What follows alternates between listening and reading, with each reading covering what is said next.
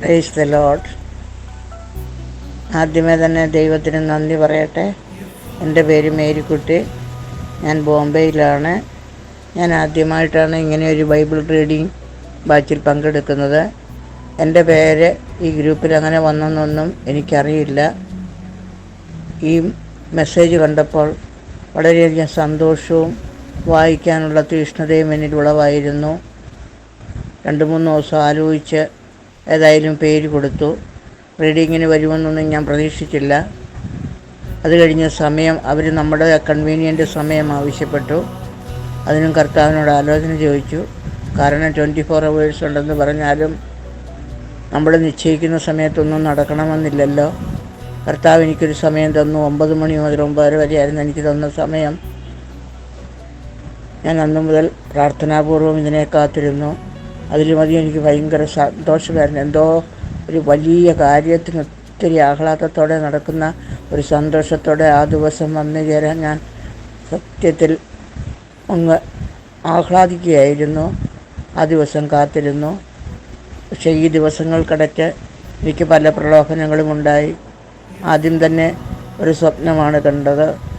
ഞാൻ ബൈബിൾ വായിക്കാൻ തുടങ്ങിയപ്പം തൊട്ട് വീട്ടിൽ അസാധാരണമായി വരുന്നിരുന്ന കൂട്ടുകാരി വന്നിരുന്ന കുറേ പേരെയും കൊണ്ട് വന്നിരുന്ന് ചുറ്റും ഇരുന്ന് ചലച്ച് അതായത് ശബ്ദമുണ്ടാക്കുകയായിരുന്നു. എന്നിട്ട് ഞാൻ ബൈബിൾ വായിച്ചുകൊണ്ടിരുന്നു. എനിക്ക് വളരെ ബുദ്ധിമുട്ടായിരുന്നു. അതെൻ്റെ മാനസിക സംഘർഷത്തിന് ആദ്യമേ തന്നെ ഇടയാക്കി.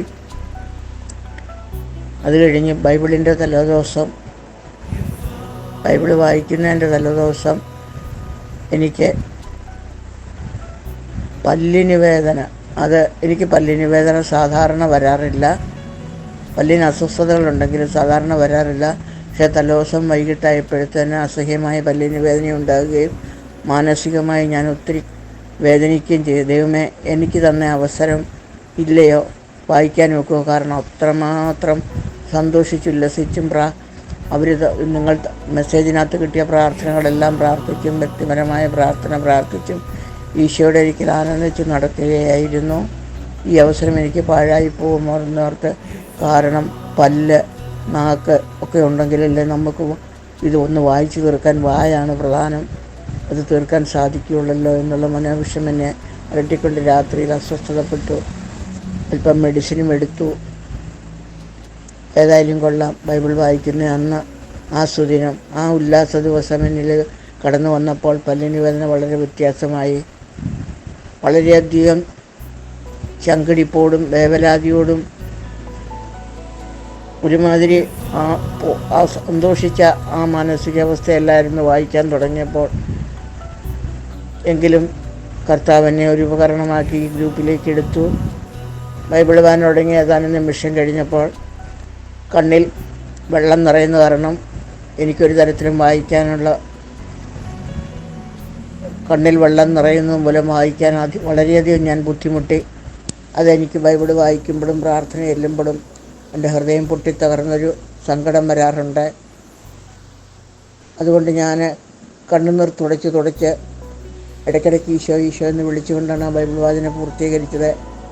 എനിക്കറിയില്ല ഞാൻ എങ്ങനെ വായിച്ചെന്നും അത് കേട്ടവർക്ക് മാത്രമേ അറിയത്തുള്ളൂ ക്ലിയറായിരുന്നോ ഇല്ലയോ എന്നും. അങ്ങനെ പരിശുദ്ധാത്മാവിൻ്റെ ആ കൃപ എൻ്റെ ജീവിതത്തിൽ ഞാൻ ആ ദിവസം തന്നെ അനുഭവിച്ചു. എനിക്ക് പിന്നെ ഞാൻ വായിച്ചു അന്ന് വൈകിട്ടോ പിറ്റേ ദിവസമാണെന്ന് തോന്നുന്നു അഡ്മിൻ റോസിൻ്റെ ഒരു മെസ്സേജ് എനിക്ക്. കാരണം ഞാൻ ബൈബിൾ വായിച്ച സമയം റോസിന് ഈശോ വ്യക്തമാക്കി കൊടുത്ത ചില കാര്യങ്ങൾ അതെൻ്റെ ജീവിതത്തിലെ അനുഭവം തന്നെയാണ്. വളരെ വ്യക്തമായിട്ട് ഈശോ റോസിലൂടെ അത് വ്യക്തമാക്കി തന്നു. അതോടുകൂടി എൻ്റെ മനസ്സിന് ഒന്നും കൂടെ കർത്താവിനെ ഓർക്കുമ്പോൾ കണ്ണുനീർ ധാരധാരയായി ഒഴുകുകയായിരുന്നു. ഇത്ര ദൂരത്തിരിക്കുന്ന അഡ്മിനെയും ഞാൻ കണ്ടിട്ടില്ല. ഞാൻ ആളിനെ അറിയില്ല. കാരണം ഇതുവഴി മാത്രമാണ് റോസ് എന്ന പേര് പോലും അറിയുന്നത്. ആ മകളിലൂടെ ദൈവം അവളിലൂടെ ചൊരിഞ്ഞ കൃപ അത് മനസ്സിലാക്കിയപ്പോൾ എന്നെ അറിയുന്നൊരു കർത്താവ് എനിക്കുണ്ടായെന്നും വ്യക്തമായി എൻ്റെ പ്രാർത്ഥന കേൾക്കുന്നുണ്ടെന്നുമുള്ള പൂർണ്ണ ബോധ്യം ഈ ബൈബിൾ വായനയിലൂടെ എനിക്ക് ലഭിക്കുവാനിടയായി. പിറ്റേ ദിവസം ചൊവ്വായും ബുധനും വായിച്ചു. ദൈവം എല്ലാം ക്രമീകരിച്ചു തന്നു. ദൈവത്തിൻ്റെ പരിശുദ്ധാത്മാവ് എന്നെ ഇതിൽ കൂടുതൽ ആത്മീയ വരങ്ങളാലും പരിശുദ്ധാത്മാവിൻ്റെ കൃപകളാലും നിറച്ച് അനുദിനം വഴി നടത്താനായിട്ട് ഞാൻ പ്രാർത്ഥിക്കുന്നു. ഈ സംരംഭം ഒരുക്കിയ എല്ലാ പ്രിയപ്പെട്ട വൈദികരെയും അഡ്മിനായി വേല ചെയ്യുന്ന, ഇതിൻ്റെ പുറകിൽ പ്രവർത്തിക്കുന്നതും ഇതിനായി ചുക്കാൻ പിടിക്കുന്ന എല്ലാ മക്കളെയും ദൈവാനുഗ്രഹം നിറഞ്ഞതാക്കി അവരുടെ ഭവനത്തെ അനുഗ്രഹിക്കട്ടമേ എന്ന് പ്രാർത്ഥിച്ചുകൊണ്ട് യേശുവേ നന്ദി, യേശുവേ സ്തുതി, യേശുവേ ആരാധന.